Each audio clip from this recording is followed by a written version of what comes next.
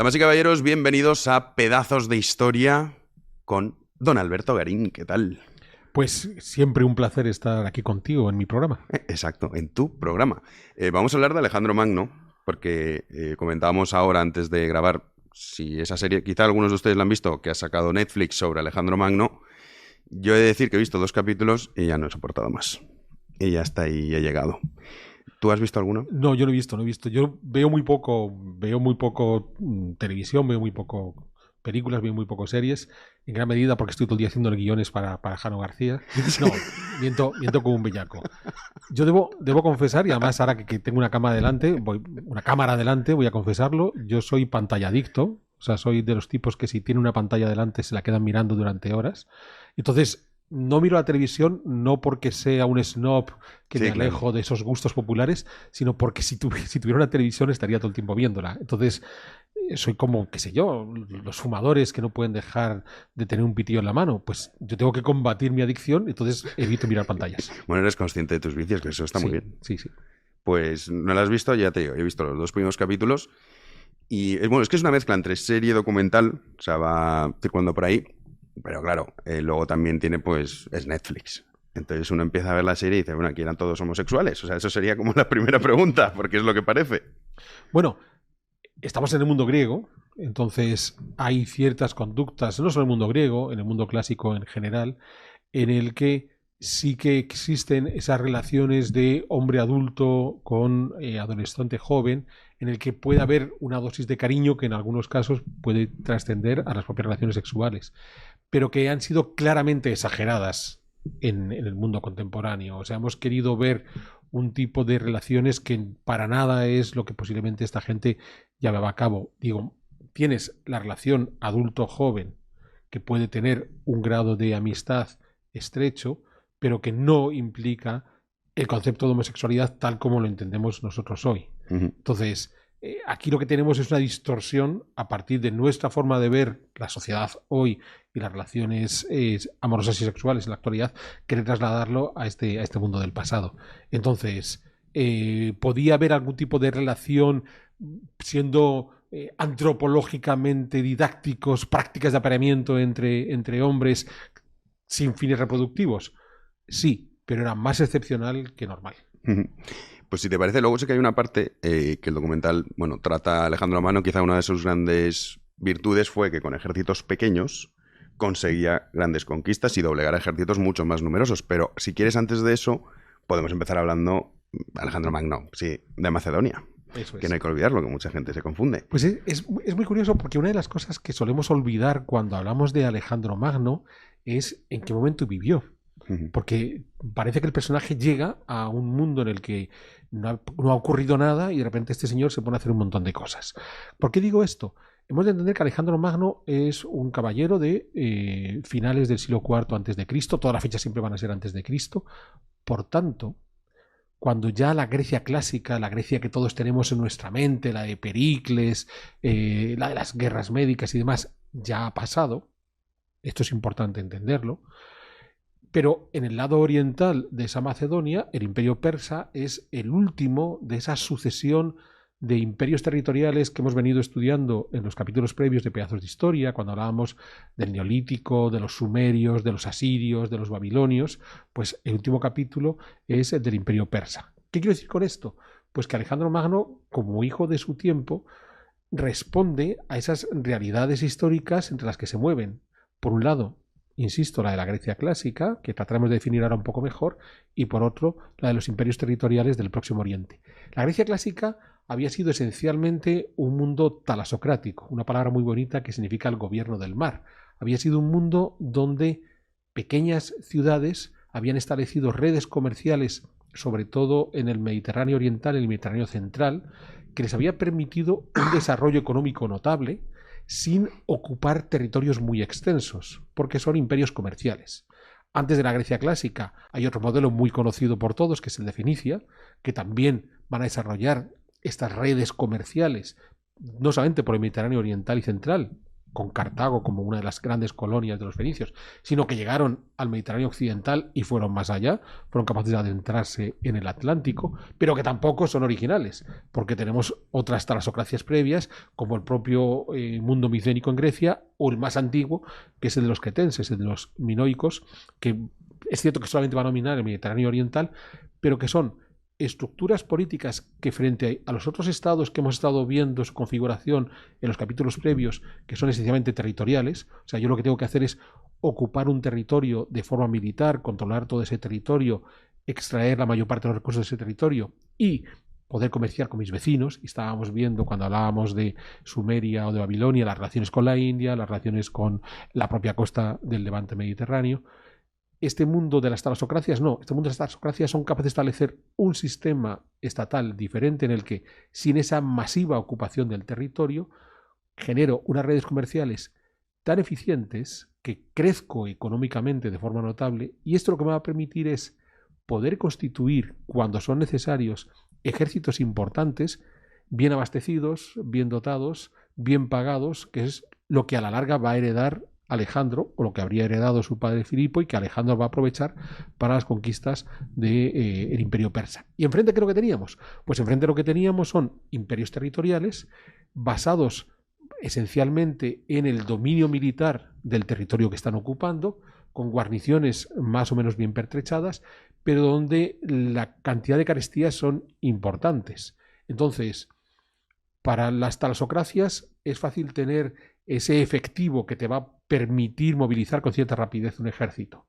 Para estos imperios territoriales es mucho más complicado, porque claro, como tengo que tener guarniciones por todas partes, me cuesta mucho reunir. Y claro, en el momento que reúno, no voy a reunir ejércitos de gran calidad. Y una de las características de los ejércitos a los que se va a enfrentar Alejandro cuando entra en el imperio persa es que desde el punto de vista militar están mucho mejor preparados los ejércitos de Alejandro que los ejércitos del imperio persa. Es más, la principal dificultad que va a tener Alejandro será en las primeras etapas en el Asia Menor, donde tiene que enfrentarse a mercenarios griegos, o sea, a tipos que podrían haber estado en su ejército, pero que se han ido con el ejército del rival porque les está pagando mejor. Entonces, teniendo muy claro ese contexto en el que se mueve Alejandro, hijo de las talasocracias que se han desarrollado desde hacía 800.000 años, e hijo de los imperios territoriales que en el Próximo Oriente se habían desarrollado desde hace mucho más tiempo, es ahí donde se mueve esta figura.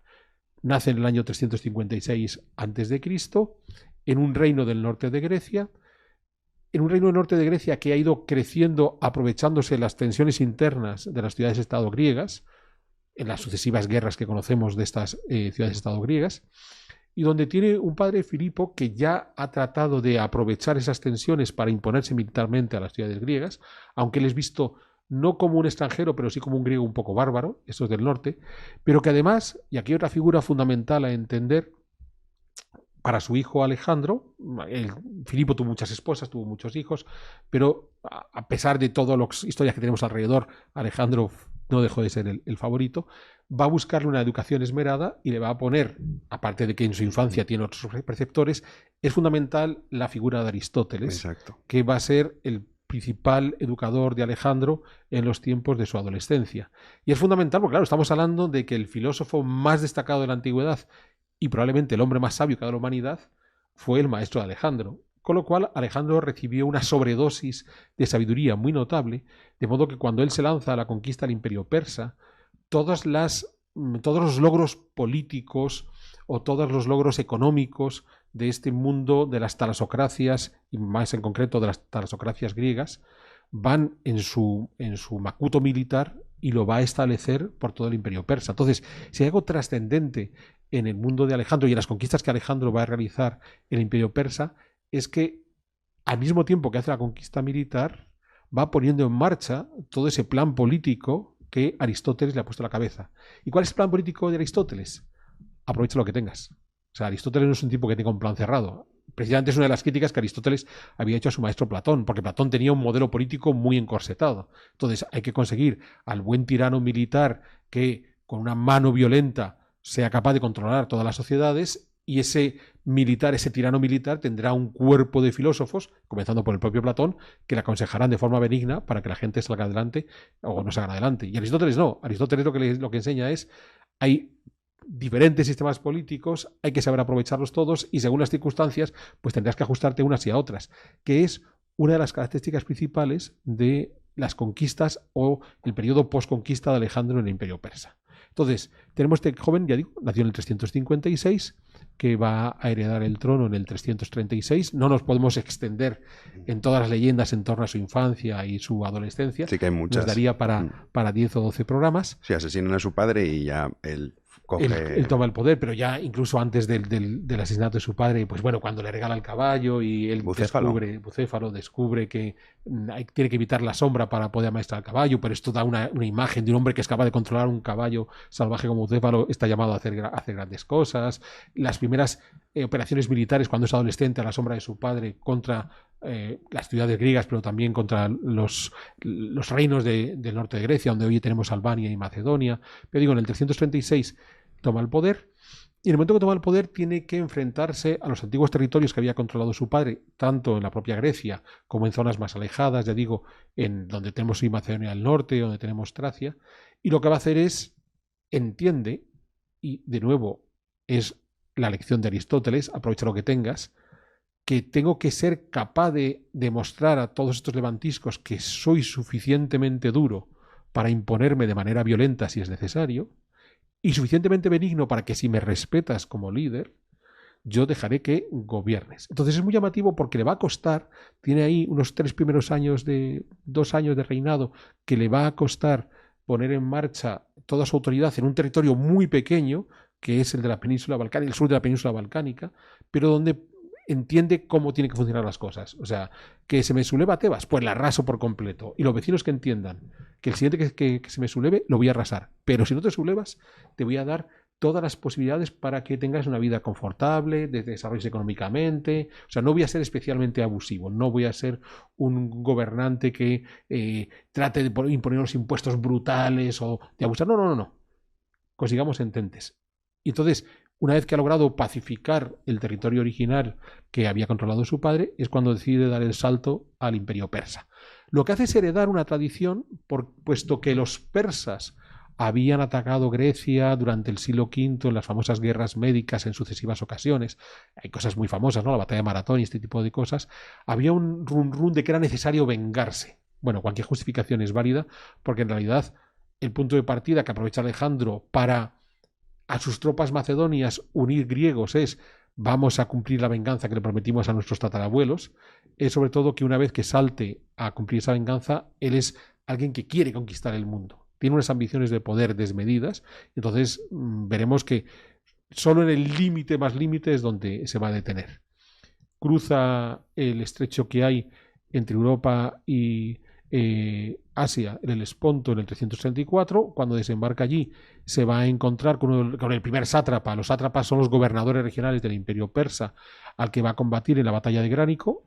Va a derrotar. Es de estas primeras grandes batallas donde es capaz de demostrar cómo, siendo un buen estratega, con ejércitos menos numerosos es capaz de derrotar a ejércitos más numerosos, pero porque por un lado tiene una buena estrategia, por otro lado la propia composición militar de las falanges macedonias es muy interesante, la famosa historia de aquellas lanzas de 6 metros que tenían que portar varios hombres solidarios entre ellos dentro de la falange, pero lo que se va a encontrar enfrente son estos imperios territoriales donde las fidelidades tampoco están a la orden del día, donde las guarniciones persas son abusivas con las gentes locales, de modo que te llegue un enemigo que quiere acabar con la guarnición persa y yo formo parte en ese momento del contingente persa, pero ya en el campo de batalla a lo mejor me quedo atrás atándome la zapatilla porque se me olvidó entrar en combate, va a funcionar. O sea que es cierto que más allá de que las cifras que nos van a dar los antiguos indudablemente estarán exageradas para los dos bandos, también es cierto que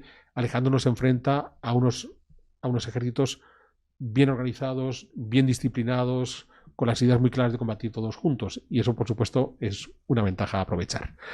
Tras esa batalla de Gránico en el 334, se dedica a ocupar el Asia Menor, decide avanzar, y esto es muy interesante porque en lugar de ir hacia el corazón del Imperio Persa para atacar directamente a su gran enemigo, el rey de reyes Darío III, prefiere ir limpiando la retaguardia, entonces va a descender por la costa levantina, donde ya está Líbano, es decir, la antigua Fenicia.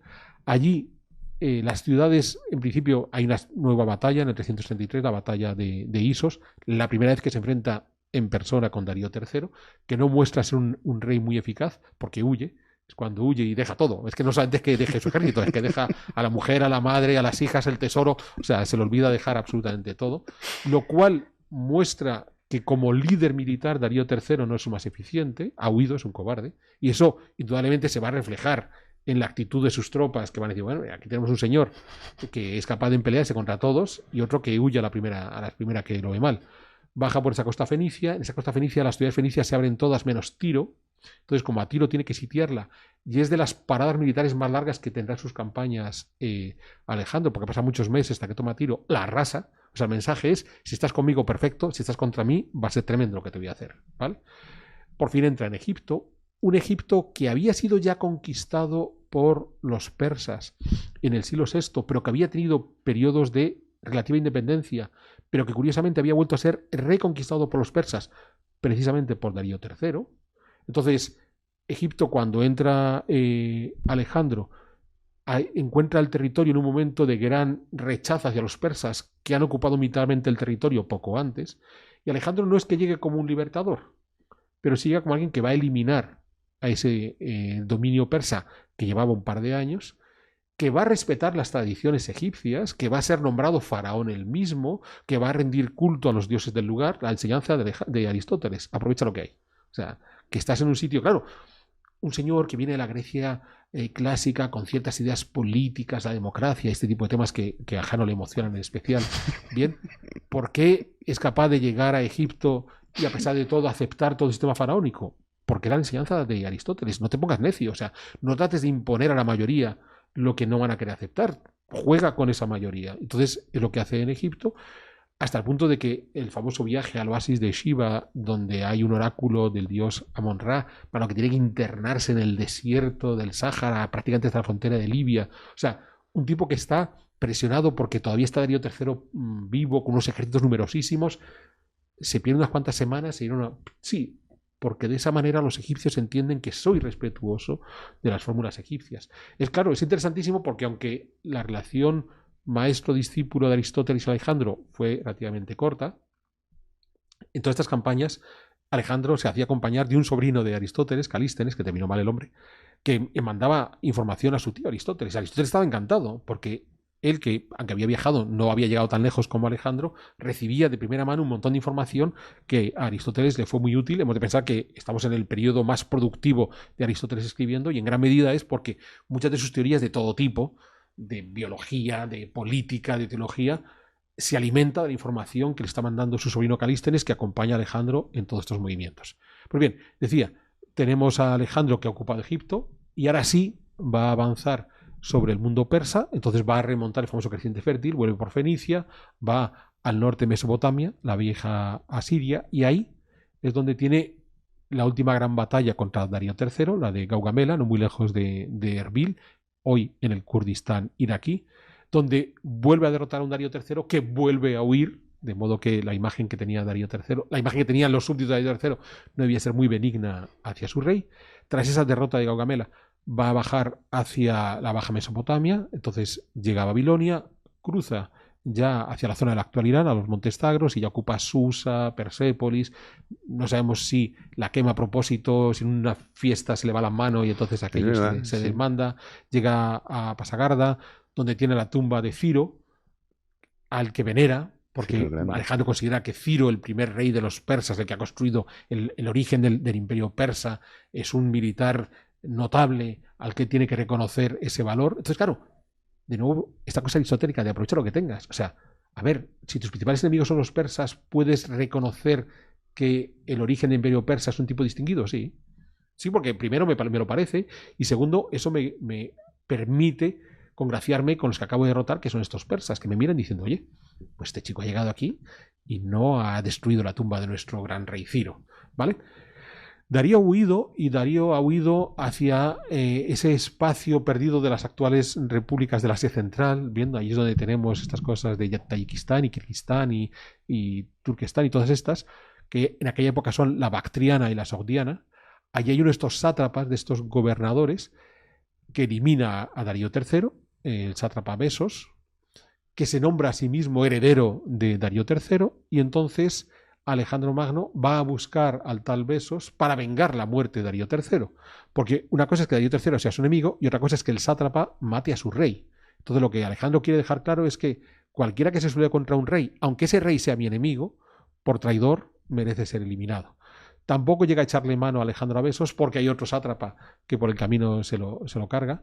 Pero lo que sí tenemos es a un Alejandro que se va a mover por esos territorios complicadísimos. Pero digo, estamos hablando de estos lugares del Kazajstán, del Turkmenistán, del actual Afganistán. Pensemos, el último conflicto militar que hemos visto en Afganistán ha sido el de los estadounidenses metiéndose contra los talibanes, pero ha habido otros países previos que han querido meterse en estos territorios complejos, la guerra de Afganistán en tiempo de la Unión Soviética, o los primeros ingleses en el siglo XIX, principios del XX, queriendo también controlar Afganistán. Pues esos territorios complejos, tan complejos en los tiempos de Alejandro como hoy, es por donde Alejandro se mueve. ¿Y Alejandro qué va a hacer? Pues va a replicar una política que ya había establecido en los otros territorios que había ocupado el Imperio Persa, que es: yo derroto a los sátrapas para demostrar que soy el vencedor, y a continuación el sátrapa derrotado lo dejo como sátrapa del lugar. O sea, no le elimino, sino lo que hago es mantener al señor que ya conoce el territorio, que conoce a las tribus del lugar, que sabe cómo controlarlas, y además incentivo el mestizaje de las tropas que me están acompañando desde Europa, de mis griegos y mis macedonios, con las mujeres. Ya lo había hecho en Persia, lo voy a hacer también en la Sogdiana y en la Bactriana, porque de esta manera lo que voy a conseguir es que, de una forma sutil, voy metiendo las ideas del mundo griego clásico en estas culturas. O sea, yo no impongo por la fuerza. Y el propio Alejandro se casará con una princesa de la Sogdiana, que es Roxana, una de sus muchas esposas, porque tuvo varias. Entonces, claro, a la pregunta inicial de ¿es homosexual? Pues en un momento dado puede tener roces cariñosos con sus compañeros, pero eso no quita que tenga un montón de esposas y tenga varios hijos, ¿vale? Pero es más, en el caso de Roxana es muy particular, porque desde el momento que se casa con ella, le acompañará a Alejandro durante buena parte del resto de las campañas militares. Aquí ya estamos hablando de los años 329, 328, 327 a.C., cuando se está moviendo por estos lugares. Es de las campañas más complejas, con idas y vueltas, porque tiene que ir derrotando uno a uno a cada uno de estos líderes para a continuación dejarlos que se queden gobernando ese territorio. Y entonces es cuando decide lanzarse hacia su última gran campaña, en el 327-326, que es entrar en el Valle del Indo, llegar hasta la frontera que había tenido el Imperio Persa e ir más allá. Entonces su obsesión es hasta dónde puedo llegar, porque yo quiero ser un héroe. O sea, Alejandro es un tipo que se considera a sí mismo como alguien llamado a ser casi un héroe mitológico. Y la única forma de ser un héroe mitológico es ir más allá de lo que ha hecho absolutamente nadie. Claro, cuando entra en el Valle del Indo, hay parte del Valle del Indo que ya había sido controlado por los persas, hay otras partes que no. Al entrar en el Valle del Indo cambia por completo el paisaje, porque frente a lo que se ha encontrado en el Imperio Persa, en Asia Menor, en el Levante, en Egipto, en la propia Mesopotamia, que son territorios ocupados por guarniciones militares persas, donde era muy fácil azuzar a los que habían sido invadidos por los persas para que cambiaran de bando, o cuando ha entrado a la propia Persia, donde llega como un general victorioso que ha derrotado varias veces al rey Darío III, y por tanto los persas dicen, pues a lo mejor hay que juntarse con él, o cuando ha ido a estas actuales repúblicas del Asia Central, de valles infames, cada uno con una tribu, donde tienes que ir tribu a tribu derrotándole, pero que al final, con esa mezcla entre hegemonía militar y mano izquierda política, ha logrado controlarles. Cuando llega al Valle del Indo, está llegando a un territorio mucho más poblado, con unas organizaciones estatales mucho más elaboradas. Esto es algo que nos suele chocar, porque recordamos todas las grandes batallas de Alejandro contra los persas, ya digo, Gránico, Isos, Gaugamela, pero la última gran batalla en el Valle del Indo, la del río Hidaspes, es la que no solemos tener en la cabeza, a pesar de que posiblemente fue la más difícil de todas las batallas, no solo porque el enemigo tenía una cantidad de recursos militares notables, empezando por casi 80 elefantes y muchos carros militares y demás, sino porque estamos ante estados mucho más consolidados que el propio Imperio Persa. Entonces, cuando llega a la batalla de Hidaspes contra el rey Poro, claro, como estamos en la India, que es una cosa que nos queda muy lejos y demás, pues a lo mejor pensamos, pues deben ser 4 exóticos allí, como los que podemos ver en las películas inglesas de la época de Gandhi, cosas así. No. Estamos hablando de unas formas estatales mucho más consolidadas que las que hasta ahora se había encontrado Alejandro previamente, porque la gran entidad estatal que era Persia se había ido descomponiendo cual azucarillo por todo lo que hemos venido contando. Entonces, bueno, a pesar de todo los derrota, en la batalla de Hidaspes hace una serie de momentos estratégicos en las que es capaz de, sobre todo, evitar la parte más dura del ejército del rey Poro, que eran los elefantes. El rey Poro, una vez derrotado, le invita a ser el sátrapa del lugar. Oye, mira, quédate a mi lado. Y claro, todo el mundo que se queda sorprendido. Además, es una de las leyendas que hay, ¿no? Porque ya está completamente derrotado y entonces tiene a Poro prácticamente arrodillado y va a punto de cortar la cabeza con su espada. Y entonces le dice Alejandro, ¿qué quieres que haga por ti? Y dice que me trates como un rey. Y entonces se arrodilla frente a él y le dice, mándame qué tengo que hacer. Entonces Poro dice, ahí va, qué tipo tan noble. Bien. A partir de ese momento él va a tener su primera y única derrota. Y es que le cuentan los guías que le han acompañado cruzando los diferentes brazos del Indo que más allá hay otro río más, mucho más caudaloso, mucho más ancho, donde hay un par de imperios muchísimo más notables que todos los que ha derrotado, que es el Ganges. Y entonces él dice, pues a por él. O sea, aquí ya sí que no ha llegado nadie, allá voy yo. Y le derrotan sus hombres, porque son sus generales los que les dicen, mire Alejandro, hasta aquí. O sea, llevamos 8 años, hemos cruzado la mitad del mundo conocido, no damos un paso más. Como los generales se les sublevan, apela a la tropa para decirle, venga, vosotros si me seguís, y dice, no, tampoco. O sea, ya hemos corrido mucho, creo que va siendo hora de que volvamos. Y decide pararse ahí y se marcha. Es muy curioso porque más allá lo que vamos a tener es en efecto, hay un par de reinos que muy poco tiempo después van a ser totalmente derrotados y demolidos por el Imperio Maurya, el de Chandragupta, que es alguien a quien ha dedicado nuestro amigo Ramón Vega unos cuantos programas, ha hecho referencias a este nuevo imperio que vino a ocupar justo, o sea, no se enfrentaron Chandragupta y Alejandro por muy poquito, porque estuvieron muy cerca el uno del otro de enfrentarse.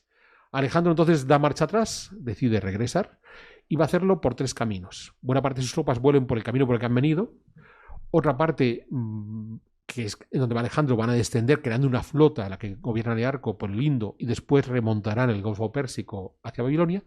Y el propio Alejandro se queda con parte de sus tropas y en lugar de ir por mar decide ir por tierra, cruzando el desierto de Gedrosia en el sur de Irán, porque era uno de los trabajos que le habían solicitado a Hércules que Hércules no se atrevió a hacer. Y él dijo, pues si Hércules no lo hizo, yo sí soy capaz. Claro, por el camino el hombre casi se muere. O sea, es de los sitios donde más tropas perdió Alejandro es en su empecinamiento por volver con ellas a través del desierto de Gedrosia. Pero lo va a conseguir. Estamos hablando ya del año 324, cuando por fin vuelve a Mesopotamia y decide que es ahí, desde ahí de donde va a gobernar. No va a gobernar desde las antiguas capitales persas, no va a volver a Grecia, se va a quedar en Babilonia, la vieja Babilonia a la que hemos dedicado el programa la semana pasada, y es ahí donde quiere establecer su capital, porque además él quiere seguir conquistando y entonces tiene varios proyectos en la cabeza. Viajo hacia Occidente y me digo a conquistar Mediterráneo. Habría sido muy interesante porque viajando hacia Occidente se habría encontrado con 2 ciudades-estado que estaban en ese momento creciendo de forma notable y que tenían por enfrentarse, que son Cartago y Roma. O viajo hacia el sur y me como Arabia. Claro, ahí lo que no sabía es que se iba a comer un cacho de desierto que servía para poco hasta que encontremos petróleo. Entonces, no lo va a conseguir porque en el 323 muere. Envenenado, enfermo. Es un gran misterio, ¿no? Porque no se sabe. Lo asesinan. No, posiblemente a esta altura del partido sí que sabemos que probablemente murió de alguna enfermedad, no queda muy claro cuál. Hemos de pensar que llevaba muchos años de combates, numerosas heridas, en algún momento incluso había estado enfermo de paludismo. Entonces, algunas de estas cosas, o todas juntas, son las que acaban con Alejandro. Lo curioso es que muere Alejandro cuando estaba a punto de cumplir 33 años. Porque toda esta historia de Alejandro, una de las cosas fascinantes es que comenzó su reinado con 20 años, va a morir casi con 33, y la mayor parte de la conquista del Imperio Persa y su viaje hacia la India lo va a hacer entre el 333 y el 323. O sea, en 10 años, este tipo fue a una velocidad espectacular moviendo sus tropas, porque claro, tendremos en el futuro otras grandes cabalgadas, y pensemos en los mongoles, de Gengis Khan y sus sucesores. Pues bueno, claro, es que Gengis Khan no verá el final de sus cabalgadas, va a ser su nieto, su bisnieto Kublai Khan el que termine y que generará un imperio mayor que el de Alejandro. Pero van a hacer esto a lo largo de 70-80 años. No, Alejandro en 10 años viaja desde la primitiva Troya hasta las fuentes del Ganges. Y por el camino va conquistando y conquistando y conquistando. O sea, es de una espectacularidad el movimiento de Alejandro, que es lo que hace que se convierta en el héroe por antonomasia. Pero además, el héroe por antonomasia para el mundo occidental, porque es un hijo de la cultura helenística y cuando los romanos invadan Grecia se quedan con la figura de Alejandro, Es el héroe por antonomasia porque, aunque sea de refilón, toca al mundo árabe. Entonces es muy divertido. Esto lo contaban, todas las ciudades árabes querían ser fundadas por Alejandro, lo cual tampoco tendría ninguna rareza porque el caballero se echó 70 ciudades, fundó 70 ciudades en ese movimiento. De nuevo, el modelo aristotélico. O sea, la forma mejor de organizar el territorio es crear comunidades de hombres libres, que eso es una ciudad en el mundo griego, establece la ciudad, métela dentro de estos territorios, respeta las formas políticas de estos territorios y ya la ciudad irá haciendo un trabajo pequeño de lluvia fina para ir convenciendo a la gente del lugar. Bien, entonces, en el mundo iranio, en el mundo de Afganistán, Alejandro también es una figura importante, pero en la propia India es una figura importante. Entonces, es muy curioso porque hay pocos personajes en la historia que hayan estado relacionados con civilizaciones, digamos, tan heterogéneas como Alejandro, y con esa presencia tan poderosa. Pero nos equivocaríamos si pensásemos que la clave está en ser el héroe militar, el gran estratega que desarrolló batallas muy interesantes, que a la larga las grandes batallas fueron, si ponemos la puerta de Persia serían 5, pero vamos, son 4 grandes batallas. Lo interesante es que, insisto, llevaba en su mochila todo ese sistema que Aristóteles había metido en la cabeza, que no es que sea Aristóteles, que es un genio creándolo todo, sino que ha recopilado todo un desarrollo político de estas talasocracias que llevaban existiendo desde 1000 años antes de Aristóteles, y claro, Alejandro es el tipo que lo va difuminando. Podría haberse quedado ahí de no haber sido porque sembró semillas. Entonces, claro, los reinos grecobactrianos, por ejemplo, que son estos reinos que se van a quedar en una línea que llevaría desde el actual Kirguistán hacia Pakistán, terminarán por desaparecer, pero dejarán su peso. Esto, en el programa que hicimos en conjunto Ramón Vega y yo, lo contábamos. Cuando por primera vez decidimos hacer una representación figurativa de Buda, los Budas más antiguos que conservamos en el mundo son copias de Apolo. Resultado de estos reinos greco-bactrianos establecidos a partir de la conquista de Alejandro, que los budistas dijeron, oye, qué forma tan interesante de hacer la figura humana, las proporciones, la forma de trabajar, oye, pues lo vamos a aprovechar también para nuestro Buda. Luego tenemos los Budas estos de la India con las piernas y los brazos entrecruzados, los Budas gorditos de China, pero ya son características culturales en el uso del budismo en diferentes lugares, pero los Budas más antiguos son Apolos. Bien, lo mismo nos va a ocurrir con toda la herencia que va a dejar Alejandro, da igual que sea en el mundo egipcio. Recordemos que a la muerte de Alejandro se divide su imperio entre sus generales, los diádocos. Entonces uno de sus generales, Ptolomeo, se convertirá en la cabeza de la última dinastía de faraones de Egipto. Bien, o lo que va a dejar en el área de Siria, donde va a haber otro de los generales, Seleuco, que será el que establezca, el que se coma la mayor parte del imperio persa, porque todo el territorio que va desde Fenicia hacia Persia quedará bajo el gobierno de Seleuco, pero que a la larga, cuando hemos hecho programas aquí dedicados a los nabateos, a Petra, o cuando hablemos de los romanos, cuando los romanos se enfrentan a este mundo próximo oriental, es un mundo que ha partido de aquellas fórmulas que hemos estado viendo cuando hemos estado estudiando a los sumerios y a los babilonios, pero que cuando los romanos llegan, se encuentran un mundo que les suena mucho, de ciudades con senados, con cuerpos legales, muy asociados a la fórmula democrática. Y claro, ¿por qué?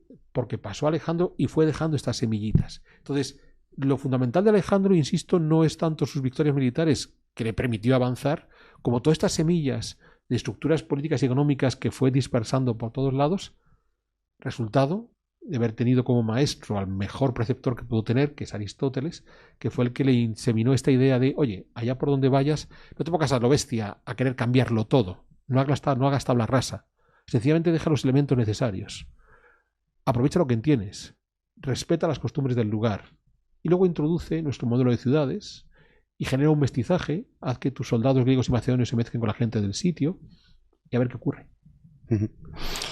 Pues oye, la verdad es que es fascinante la historia de Alejandro Magno, que muchos consideran el mayor conquistador, no tanto por territorio, que de Gengis Khan está pendiente del Imperio Mongol, pero sí por la velocidad en la que conquistó todos esos territorios y sobre todo también, pues bueno, un gran estratega militar y lo que tú estás recalcando, que quizás es la parte más desconocida de esa parte, podemos decir, social política de cómo conseguir pues bueno, mantener un imperio tan tan gigante como el que llegó a construir.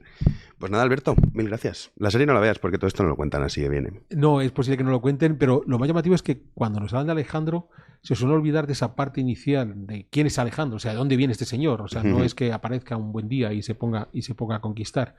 Pero un último detalle, cuando hablaba del peso de Alejandro. Jesús de Nazaret es alguien que sabemos que nace no en el año 1, nació antes del año 1, debió nacer hacia el año 4, 5 o 6 antes de Cristo, ¿bien?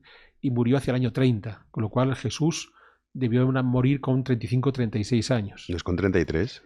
Con 33 porque es la edad de Alejandro. O sea, Alejandro muere cuando va a cumplir 33 años y como Alejandro es ese héroe referente para todos, es un referente tan interesante que hasta el propio Jesús queremos que muera con 33 años para que muera con la edad del mayor héroe de la antigüedad. Pero entonces me estás diciendo que Jesucristo no murió con 33 años. No, debió morir con 35 o 36. Joder, Alberto, me desmontas todas las ideas preconcebidas que tenía. En fin, bueno, yo ya me voy. Así que gracias por invitarme a esta lección en directo. Al contrario, gracias por lanzarme el reto de querer resumir el mundo de Alejandro en media hora.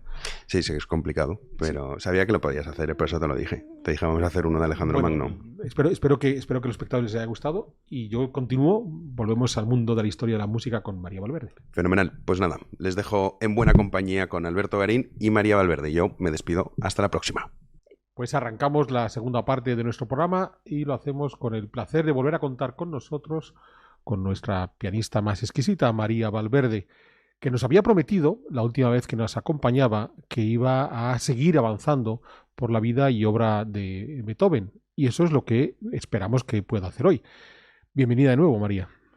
Muchas gracias, Alberto. Un placer, como siempre, estar por aquí y además con Beethoven, que es un compositor que me fascina.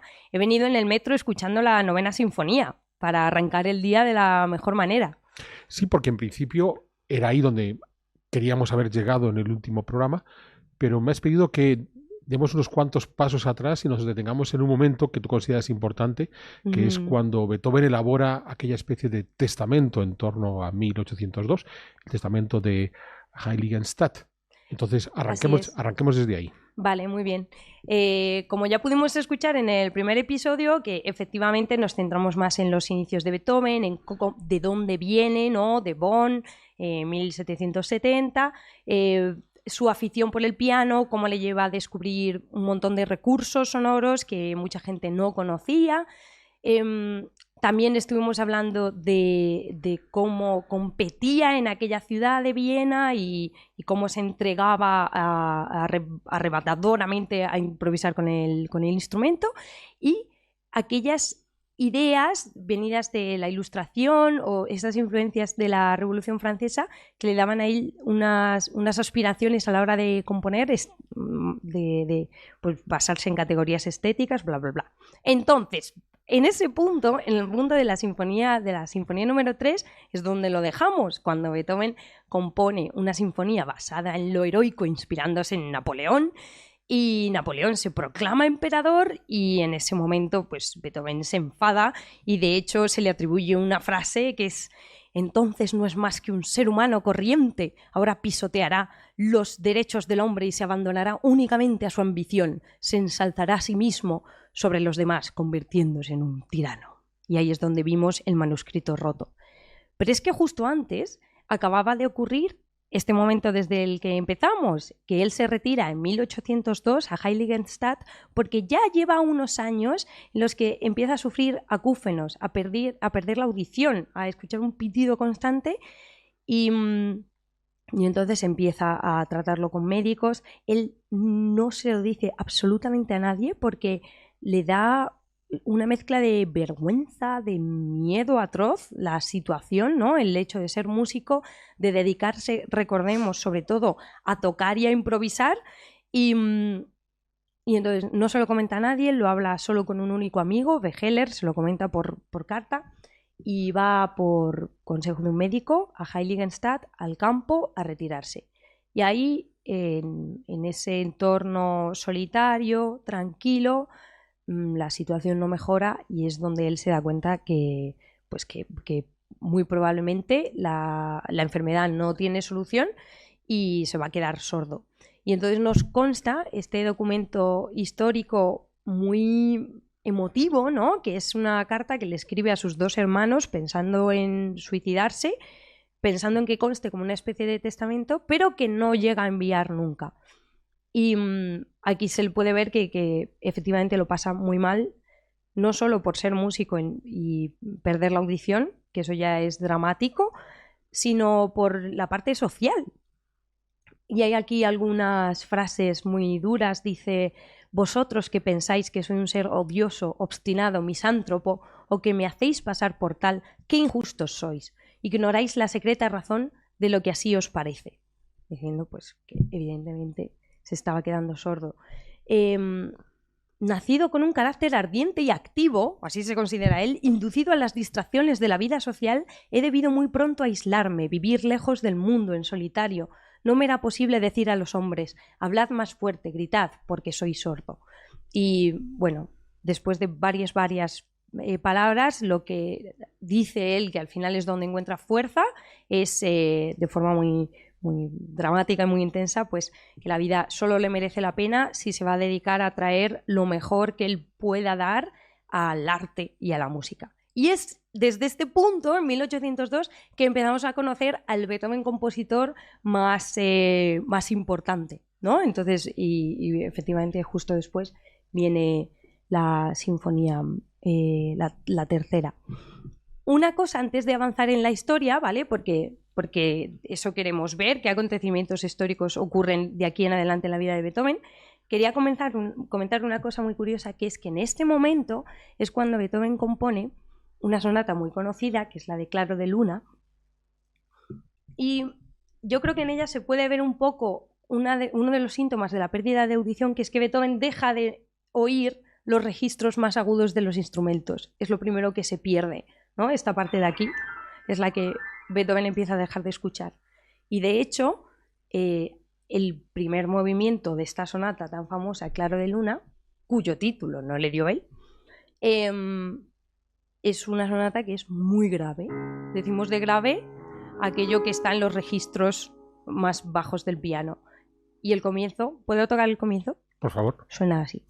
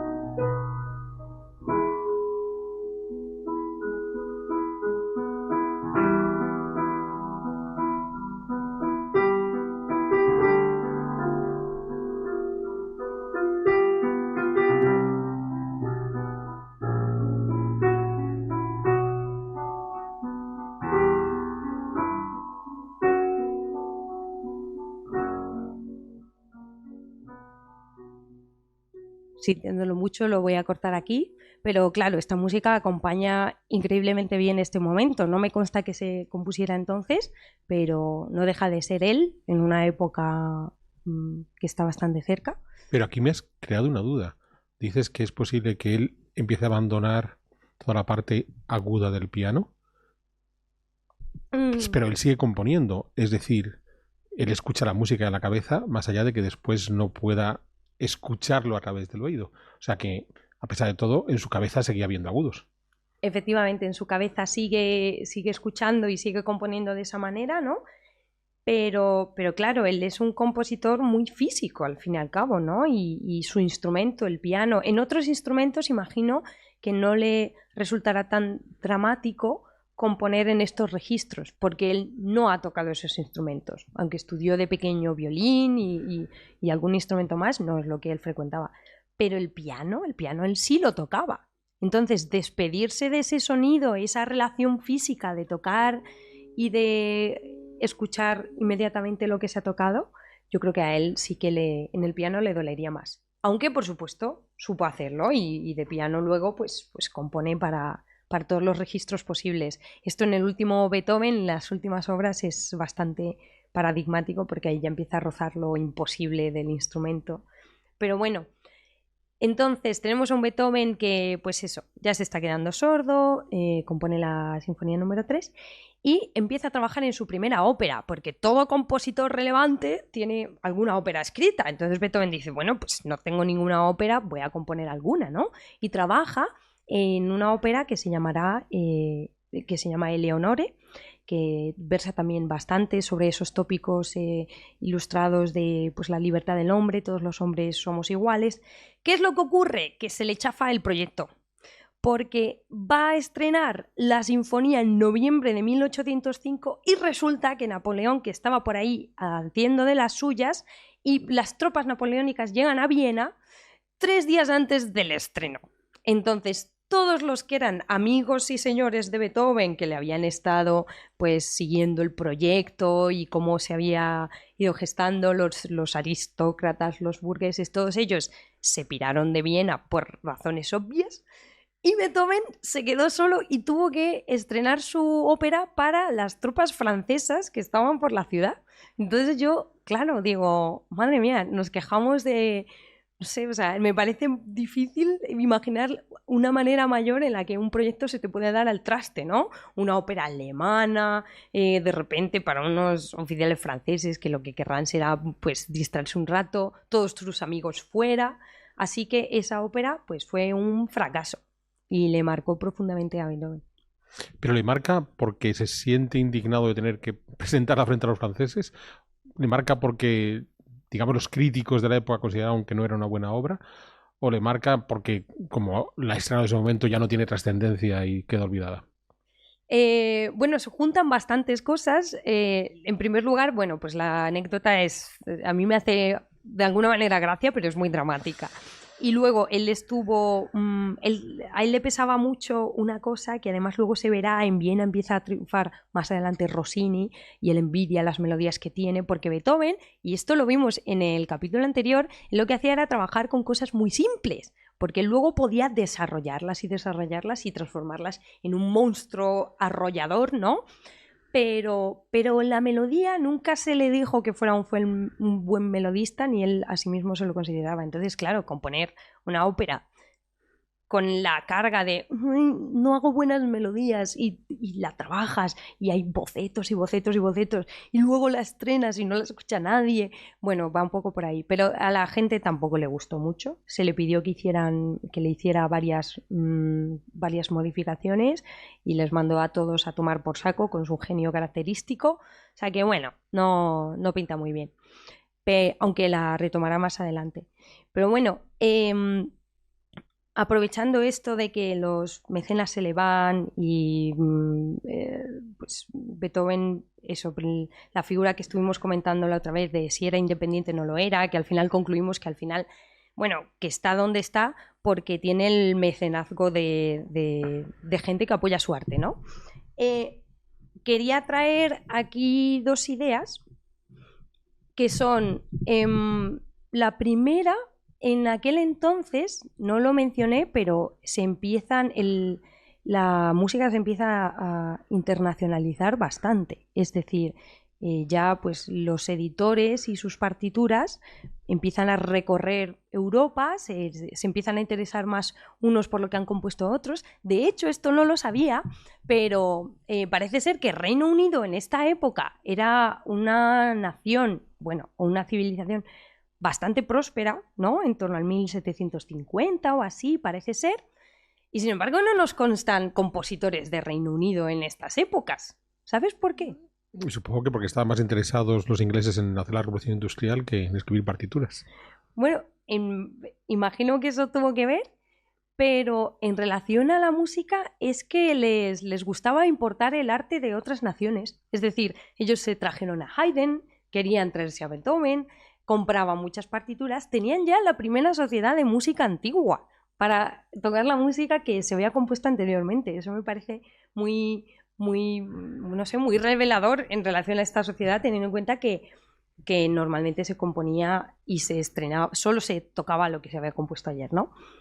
Entonces, los editores empiezan a hacer dinero y los compositores, que antes estaban bastante más ligados al mecenazgo pues eso, de la burguesía que ya crece o de la aristocracia, de repente encuentran otra fuente de ingresos. Así fue Beethoven, que pudo empezar a vender sus partituras y obtener dinero de ello. Claro, aquí en realidad uno podría decirse, pues ya no es tan siervo, porque ya puede tener cierta independencia vendiendo sus partituras. Pero ¿qué es mejor? Ser siervo de un aristócrata que, bueno, al fin y al cabo es uno, lo conoces y, bueno, sabes más o menos cómo complacerle, o ser siervo del público y convencer a esa masa que no, pues que no conoces a que compre tus partituras. Yo no sé qué es más fácil. Bueno, tú eliges qué cadenas te quieres poner. ¿Cómo? Claro, sí. Él se puso un poco las dos, supuestamente. Pero siempre, con los editores, siempre tuvo problemas de, pues, es que esta pieza es demasiado difícil. Beethoven, ¿cómo quieres que vendamos esto? ¿No? Recordemos que en ese momento la burguesía empieza a crecer y se aficiona mucho por la música y por los instrumentos. Y entonces compran partituras. Los que más compran son los burgueses, las personas que empiezan a tener dinero, y eso de alguna manera les da estatus. Entonces, claro, Beethoven siempre tuvo que pelear ahí por no hacer cosas demasiado complicadas y no. Y bueno, pero más o menos lo consiguió. Y luego, en relación a esto de las finanzas, encontré un contrato que te he mencionado antes de empezar a grabar, que en realidad surge porque el hermano de Napoleón, que está en Westfalia, puede ser, se va en 1805, le quiere contratar como maestro de capilla. Y yo no sé si, no nos consta si Beethoven se lo planteó o no, que imagínate tú, ¿no? O sea, acaba de decir que maldito Napoleón va a pisotear los derechos del hombre unos años después trabajando para su hermano. No sé si le dio conflicto moral, pero lo que sí que sabemos es que lo aprovechó para negociar con la aristocracia de Viena y les dijo, aquí o me subís un poquito el sueldo o me voy con este señor a Westfalia. No sé si era un... ¿cómo se dice cuando...? Un farol. No sé si era un farol y no pensaba irse o si alguna vez se lo planteó. Pero bueno, donde... y al final, pues los príncipes, el príncipe Lichnowsky, Kinsky y Lobkowitz, firman un contrato y dicen, bueno, pues para que el genio de Beethoven pueda desarrollarse, que yo pensé que era más típico de esta época, pero ya me has dicho que en realidad en épocas anteriores a los artistas, aunque fueran siervos, se les hablaba también de esos términos, ¿no? Es que no se trata de que los artistas sean siervos, es que el artista se debe al mercado, y el mercado puede ser la élite o el mercado puede ser un público más general. Y en efecto, siempre ha habido artistas que han tenido la posibilidad de disfrutar de unas condiciones económicas más saludables que les llevaran a, de alguna forma, no vamos a decir enfrentarse a sus mecenas, pero al menos marcar unas condiciones más saludables que otros. Pero sigue ocurriendo en la actualidad. O sea, tú que estás en el mundo del arte lo sabes perfectamente. Entonces, hay artistas que se pueden permitir el lujo de quizás saltarse ciertos contratos o pelearse con el mecenas, pero no es lo habitual. Ni siquiera en nuestro mundo contemporáneo. Ya. Pero bueno, sigamos con Beethoven y sigamos con sus composiciones.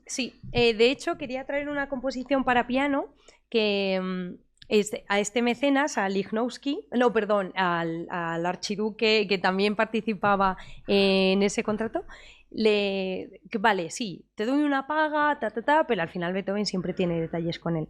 Y esta sonata se la compuso en una de las veces en que por las guerras napoleónicas el archiduque tuvo que marcharse. Le compuso una sonata que se llama Los Adioses. Este archiduque me cae bastante bien en particular porque era un mecenas que se preocupaba de tratar de tocar lo que Beethoven componía, ¿no? Porque, yo qué sé, alguna vez te habrán escrito un libro, te lo han dedicado, han dicho, mira, Garín, con todo mi aprecio, ¿no? Y lo mismo te lo has leído, lo mismo no. Eso... Hay unos cuantos que no. Claro, eso... Ahí tener ese detalle, pero el archiduque, todo lo que Beethoven componía, lo intentaba tocar. También para motivarle a seguir componiendo como lo hacía y no hacer cosas que fueran muy fáciles por lo que dijeran los editores. De todas formas, bueno, voy a tocar este comienzo de la sonata, se llaman Los Adioses, adiós al archiduque, y empieza así.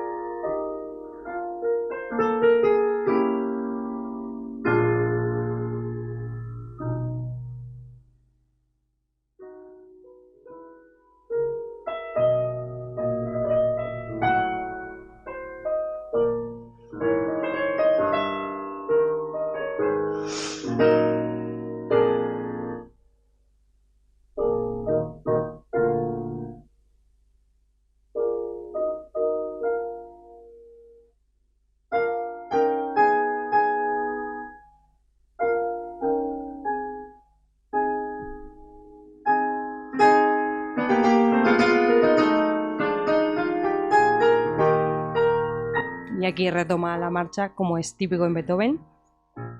Así empezaba la introducción de la sonata de los adioses al archiduque, que a mí en particular me gusta mucho, es muy lírica. Beethoven melodista, sí es que no lo hacía tan mal, es que se metieron mucho con él y entonces se lo creyó, pero no lo hacía tan mal, al menos yo creo. Bueno. Supongo que el problema es que él se había vendido como el supergenio, entonces si la ópera no salía absolutamente genial era fácil criticarle. Bueno, ¿sabes qué? Además enlazo de forma magistral lo siguiente, porque a veces he dicho, bueno, Beethoven, eso, las melodías no las hacía bien, y además se pone como ejemplo una obra que es fantástica y por todos conocida, cuya melodía es cuasi inexistente, podría decirse. Esta sinfonía, la que voy a tocar ahora al comienzo, se estrenó en 1813 para el Congreso de Viena. Se celebró un congreso internacional después de todas las guerras napoleónicas para tratar de esclarecer un poco el mapa, ¿no? y sacar algunas conclusiones de cara al conflicto, imagino. Y entonces, con motivo de este congreso celebrado en Viena, Beethoven dio un concierto en el que estrenó 2 obras. La primera, que es esta sinfonía, tiene un movimiento, recordemos que una sinfonía suele tener varios movimientos, como capítulos de una serie, pues el segundo capítulo de esta serie tiene una melodía que hace esto, así.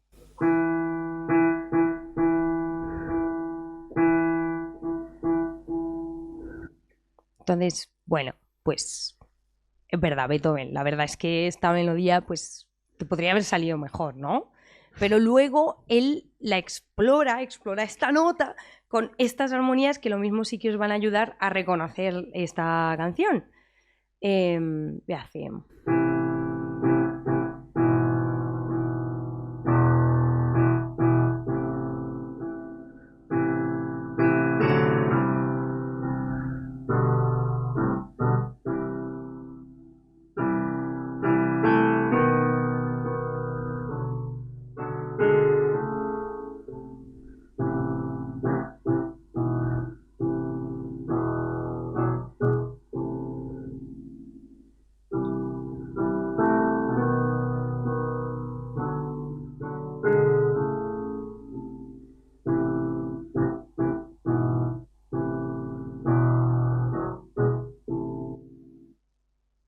Así es como empieza el segundo movimiento de la séptima sinfonía, que estrena en este congreso, junto a una sinfonía de batalla, la batalla de Wellington se llama, que para él era una obra, pues, cutrecilla sin más, pero que le dio la fama absoluta, que es uno de estos momentos para reflexionar qué determinante es el contexto para una obra. No es lo mismo componer, pues eso, en la batalla de no sé qué, si aprovechas el contexto de una situación, puedes hacer que una obra tenga mucha más repercusión.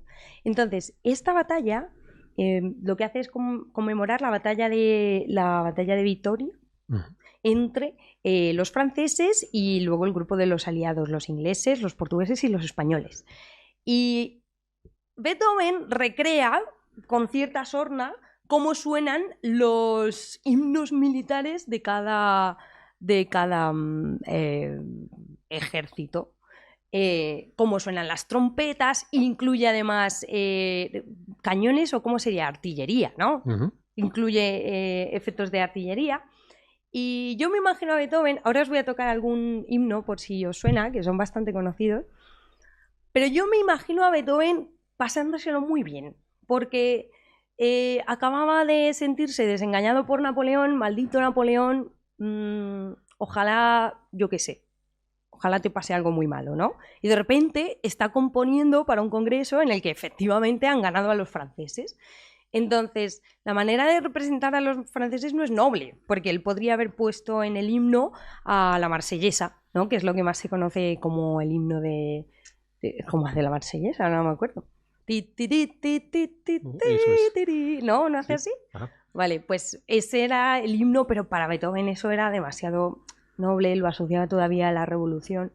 Entonces, él usa, a ver qué tengo por aquí, él usa una cancioncilla que nosotros conocemos como Mambrú se fue a la guerra, pero que también se parece mucho a Que seas un chico excelente por alguna razón, y la incluye en la sinfonía después del toque de la trompeta y de los tambores, pues que sea una trompeta sonando, después de un rato de escuchar la trompeta, empieza.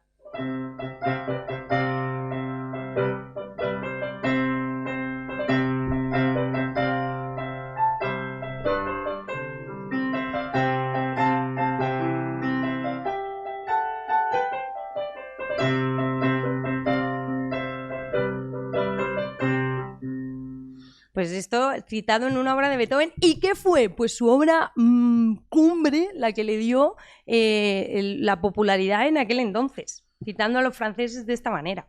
Bueno, me parece que es muy interesante que hagas esa relación entre el contexto y la obra, porque obviamente en un momento en el que los ejércitos ingleses, y Mambrú era el duque de Marlborough, que en efecto estuvo en las campañas napoleónicas, han vencido, si además, fíjate, hasta ahora que lo estás contando, nunca se me había ocurrido pensar que en efecto, como el Congreso tras la derrota de Napoleón se puso en marcha en Viena y Beethoven vivía en Viena, es normal que le invitaran a que formara parte de los eventos en torno al Congreso y que, claro, que incluyera este tipo de música, que es, curiosamente, en un personaje que nos lo han pintado como un hombre triste, abatido, oscuro, es una melodía relativamente alegre, que se vincula a un ejército victorioso. El ejército victorioso puede volver a casa, lo estabas contando antes, estos ingleses que están importando música, es que pueden importar una música que les han dedicado a ellos en una de sus victorias. Entonces es normal que tuviera éxito. Claro. Y le dio la popularidad. Además es una obra muy escuchable. Yo os invito a escucharla porque es muy visual. Empieza un tambor, empieza una trompetita, haciendo lo que hacen las trompetas militares, y un himno. Y de repente se va al otro bando, entonces es muy visual y pues gustó mucho. Entonces, ¿qué pasa? Beethoven, que desde luego tenía picaresca, dijo, ahora, ¿te acuerdas de esa ópera que yo hice, que escucharon 4 franceses? Pues ahora la voy a reeditar y la voy a estrenar. Le cambió el nombre, la maquilló así un poquito, la llamó Fidelio, la estrenó y ¿ahora qué? Exitazo. Beethoven, que acaban... ¿Has oído hablar de Beethoven? Sí, escuché el otro día en las batallas, no sé qué. Ha hecho una ópera, vamos a verla, ¿no? Y ahora sí que sí, la ópera que tampoco ha tenido mucha más trascendencia, no es de las óperas que más se escuchan en general, ¿no? Escuchamos muchas óperas de Mozart, de Rossini, de Verdi. La de Beethoven nunca se ha tocado mucho, pero sí que pudo encontrar su momento, su contexto apropiado para ser tocada y que tuviera éxito. Y Schubert se escondía por ahí entre las multitudes, fue a ver el joven Schubert, que también estaba en Viena.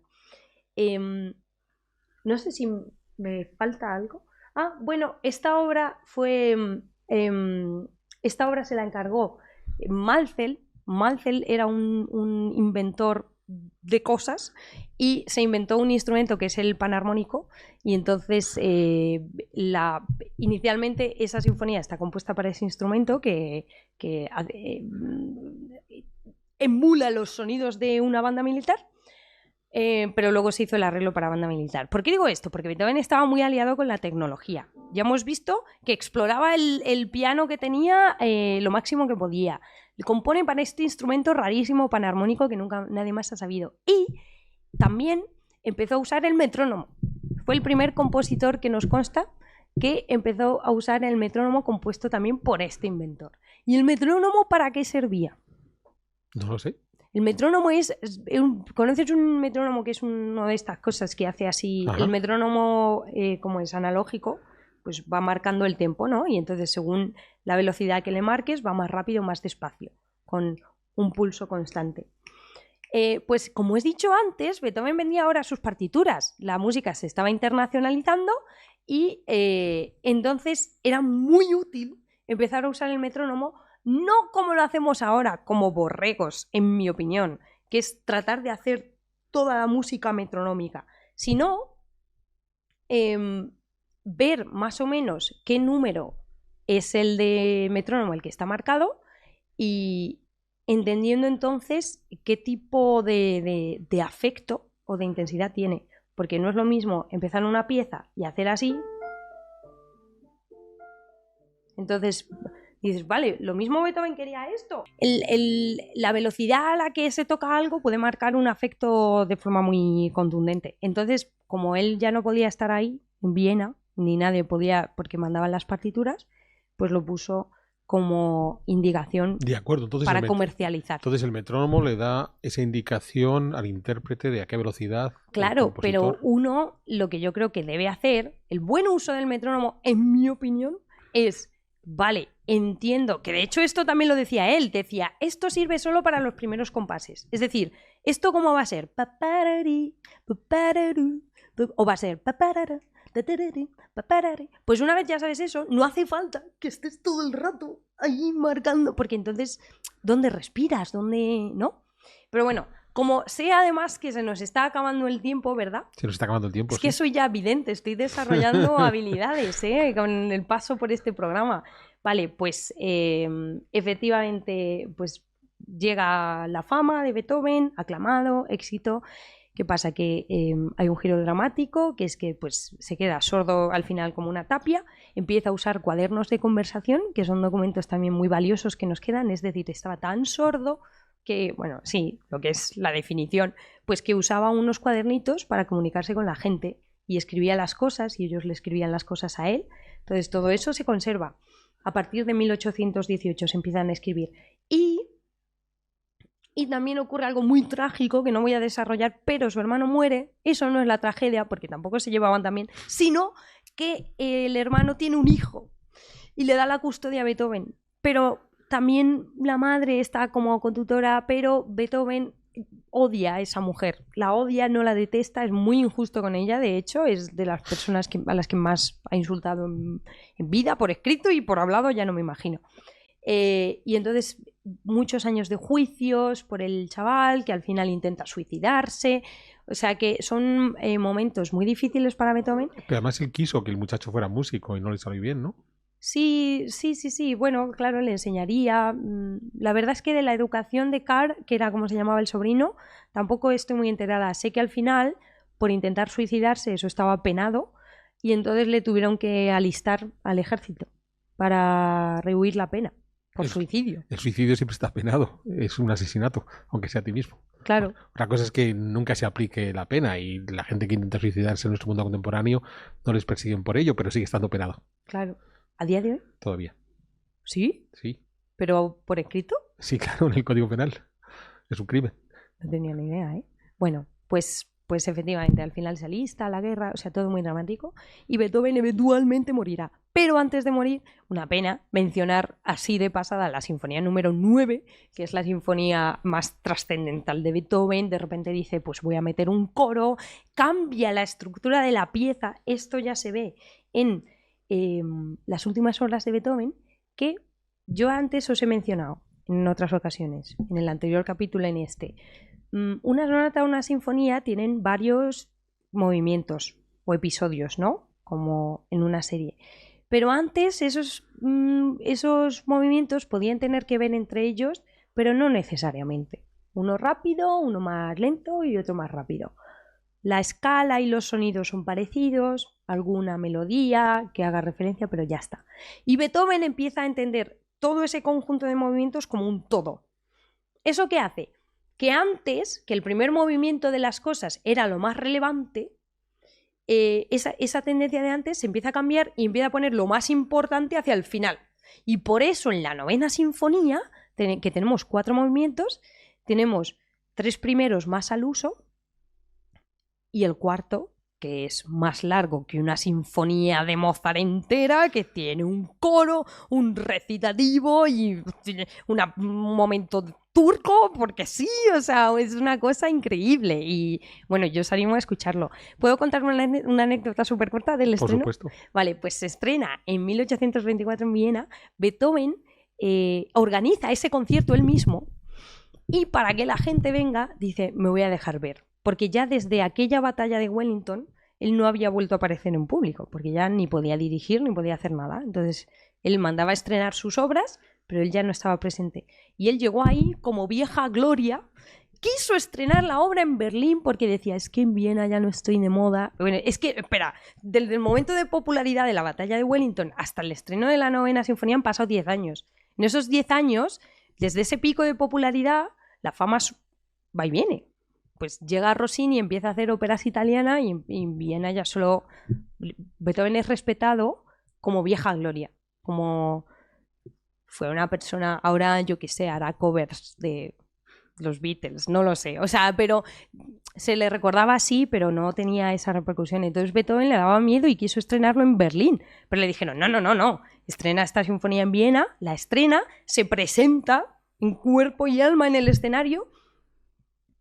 Y al final del segundo movimiento, que es muy impactante, el público estalla en aplausos. Eso es algo que no estaba previsto, porque los aplausos suelen ir al final.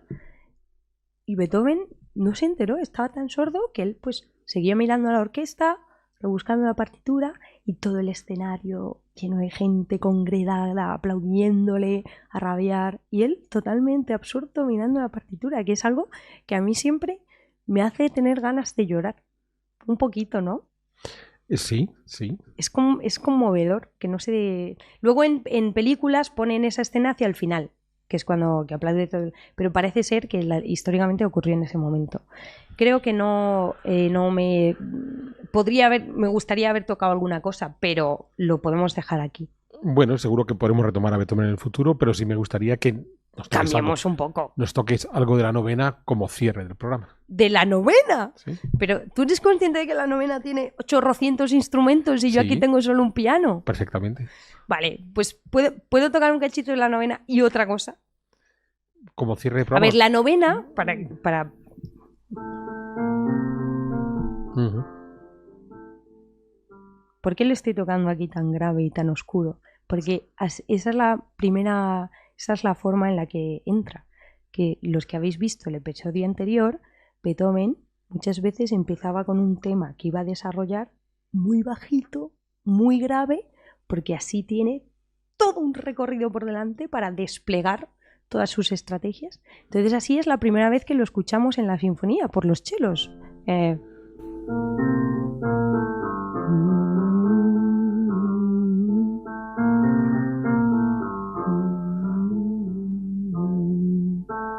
Me la juego.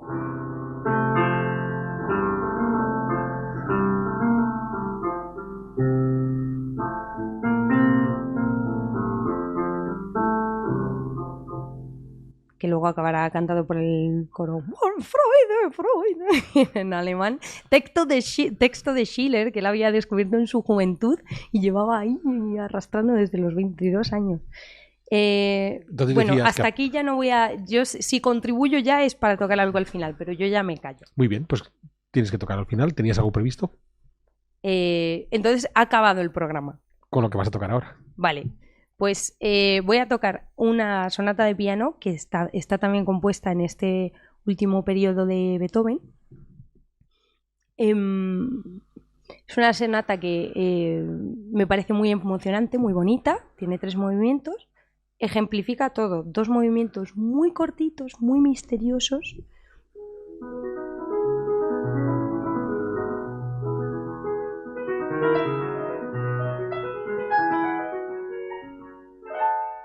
Esto es como... Es algo volátil, difícil de entender, ¿no? Un segundo movimiento arrebatador, súper rápido.